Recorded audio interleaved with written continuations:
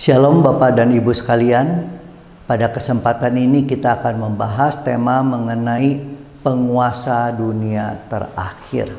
Bapak Ibu sekalian, dalam kitab Daniel pasal 2 dijelaskan mengenai mimpi Raja Nebukadnezar, di mana Nebukadnezar bermimpi melihat sebuah patung yang sangat besar, kepalanya dari emas, tangan dan dadanya dari perak, kemudian perut dan pinggangnya dari tembaga, pahanya dari besi, dan kakinya dari besi bercampur dengan tanah liat.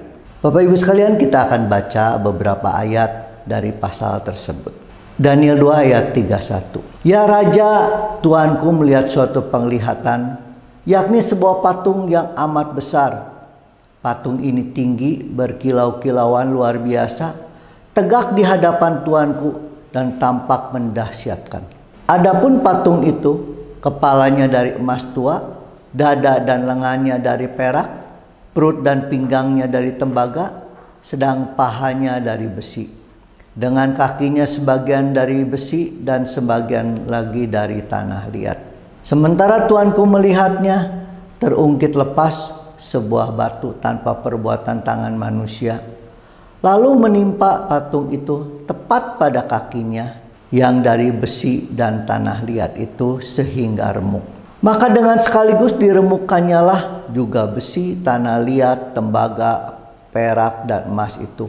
Dan semuanya menjadi seperti sekam di tempat pengirikan pada musim panas. Lalu angin menghembuskannya sehingga tidak ada bekas-bekasnya yang ditemukan. Tapi batu yang menimpa patung itu menjadi gunung besar yang memenuhi seluruh bumi. Di ayat 36 dijelaskan mengenai maknanya, di mana mimpi ini berkaitan dengan penguasa dunia yang seperti dijelaskan di ayat 39, di mana dijelaskan bahwa Nebukadnezar, yaitu Raja Babel, adalah kepala yang dari emas itu. Atau Babel adalah penguasa dunia yang pertama. Kemudian akan muncul suatu kerajaan yang lain yang kurang besar daripada Tuanku, itu adalah penguasa dunia yang kedua. Kemudian suatu kerajaan lagi, yakni yang ketiga dari tembaga, yang akan berkuasa atas seluruh bumi. Dan kemudian ada penguasa dunia yang ketiga, dan kemudian penguasa dunia yang keempat dikatakan bersifat keras seperti besi. Selanjutnya di ayat 41 dikatakan, seperti Tuanku lihat, kaki dan jari-jarinya sebagian dari tanah liat tukang periuk dan sebagian lagi dari besi. Ini adalah gambaran mengenai penguasa dunia yang kelima, di mana dijelaskan bahwa penguasa dunia yang kelima itu kerajaannya akan menjadi keras sebagian dan rapuh sebagian. Selain itu sifatnya adalah merupakan besi bercampur dengan tanah liat, di mana itu berarti bahwa mereka akan bercampur oleh perkawinan. Jadi Bapak Ibu sekalian, mimpi Raja Nebukadnezar ini menjelaskan mengenai 5 penguasa dunia, di mana penguasa dunia yang pertama digambarkan sebagai kepala dari emas tua, penguasa dunia yang kedua adalah lengan perak, penguasa dunia yang ketiga perut dan pinggang dari tembaga, penguasa dunia yang keempat paha dari besi, dan penguasa dunia kelima kaki sebagian besi sebagian tanah liat. Di ayat-ayat selanjutnya dijelaskan mengenai kerajaan atau negara-negara tersebut. Kepala dari emas dikatakan bahwa ini adalah kerajaan Babel dengan Nebukadnezar sebagai rajanya. Kemudian yang kedua adalah kerajaan Media Persia. Kemudian penguasa dunia yang ketiga adalah Yunani. Penguasa dunia yang keempat adalah Romawi. Dan penguasa dunia yang kelima digambarkan sebagai kaki sebagian dari besi, sebagian tanah liat. Bapak Ibu sekalian, penguasa dunia kelima ini akan menjadi penguasa dunia yang terakhir, seperti dijelaskan di Daniel 2 ayat 34. Sementara Tuanku melihatnya, terungkit lepas sebuah batu tanpa perbuatan tangan manusia, lalu menimpa patung itu tepat pada kakinya yang dari besi dan tanah liat itu sehingga remuk. Maka dengan sekaligus diremukkannya lah juga besi, tanah liat, tembaga, perak, dan emas itu. Dan semuanya menjadi seperti sekam di tempat pengirikan pada musim panas. Lalu angin menghembuskannya sehingga tidak ada bekas-bekasnya yang ditemukan. Tapi batu yang menimpa patung itu menjadi gunung besar yang memenuhi seluruh bumi.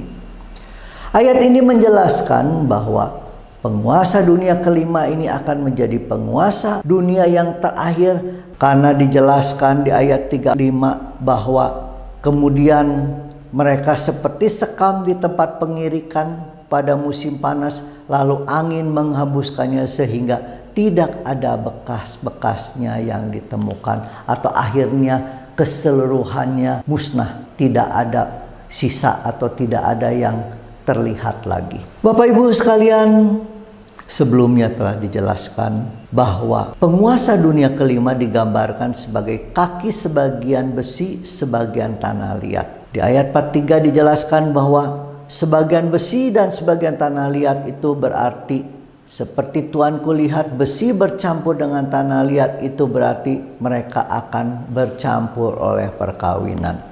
Artinya penguasa dunia yang kelima ini mempunyai ciri-ciri. Pertama adalah negara tersebut rakyatnya kawin campur.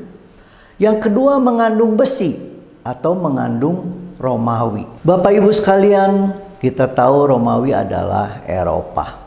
Mari kita pelajari dulu negara-negara Eropa yang mana yang mempraktekkan kawin campur. Negara besar di Eropa misalnya kita ambil 3. Yang pertama Italia. Italia tidak mempraktekkan kawin campur. Demikian juga Prancis, Jerman, dan juga negara-negara yang lain.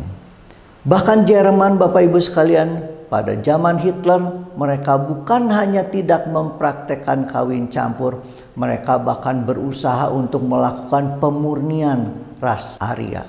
Bapak Ibu sekalian, kalau kita pelajari, negara yang rakyatnya kawin campur, itu hanya ada satu di dunia, yaitu Amerika. Hanya Amerika yang mempraktekkan kawin campur. Namun di ayat tadi juga dijelaskan bahwa selain kawin campur, negara tersebut harus mengandung Romawi atau besi. Kita tahu dari sejarah bahwa asal mula Amerika itu berasal dari Inggris. Dan Inggris adalah merupakan bagian atau jajahan daripada Romawi.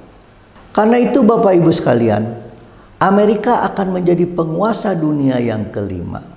Hal ini berarti yang pertama, Amerika akan menjadi penguasa dunia terakhir. Yang kedua, ke-10 raja akan berasal dari Amerika. Dan yang ketiga, Antikris akan berasal dari Amerika. Karena di Wahyu 13 ayat 3 dikatakan, maka tampaklah kepadaku satu dari kepala-kepalanya. Artinya Antikris adalah satu dari ke-10 raja tersebut yang akan kami jelaskan di video-video selanjutnya. Demikian Bapak Ibu sekalian, kiranya apa yang dijelaskan memberikan kita pengertian dan juga memacu Bapak Ibu untuk mempelajari lebih mendalam lagi. Amin.